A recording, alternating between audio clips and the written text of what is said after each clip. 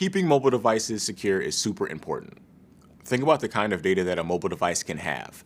Email, personal files, photos, health data, location data, and so on. Mobile devices travel with us, and they aren't protected by the same level of physical security as a server in a data center. Mobile devices are easily misplaced or stolen, so we need to be sure to secure these devices. As we go through this video, remember that many of the settings that we will discuss can be automatically configured or required by policy using mobile device management. We talked about both of these in an earlier video if you'd like a refresher. One of the most basic protections you can enable on a smartphone or tablet is a screen lock. A screen lock presents some kind of challenge that you have to respond to in order to unlock the device.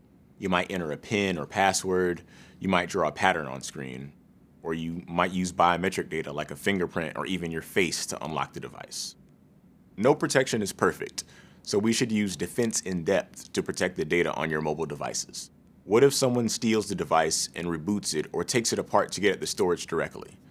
To help protect against this, enable storage encryption on your mobile devices. On some devices, this is done by default, but if it isn't, you should enable that feature. We've talked a little bit about protecting your device from an outside attacker, but what about protecting the data on your device from an app that's installed on your device? End users should be able to control which apps on their mobile device have access to what data. Let's look at how you can see which apps are using or have access to use specific types of private data on your device. Mobile operating systems have defined permissions that control which app has access to which systems or data. Each OS has a list of permissions, and the app requests access to the specific permissions that it needs. Mobile apps will request permission either when they are first installed or when they first try to use the permission. At times, an end user might deny an app access to a permission that it needs, making that app unable to function properly. It might be up to you to help them troubleshoot app permissions. For example, one permission controls access to information about the device's location. A mobile device can use its GPS, cellular networking, and Wi-Fi networking to determine the location of the device.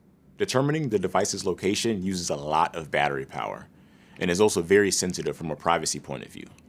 Still, knowing the location of a device is critical for some apps. For example, obviously the app that you use for mapping and navigation needs to know where the device is.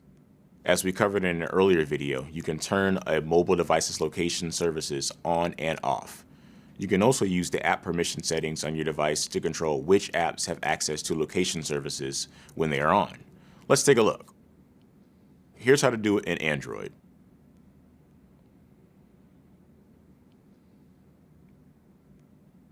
Here's a list of all the permissions that apps can request, and if I select one, I can see and control which apps have access to my device's location.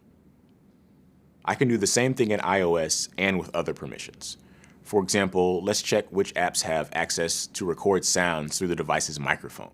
So here I have an iPhone.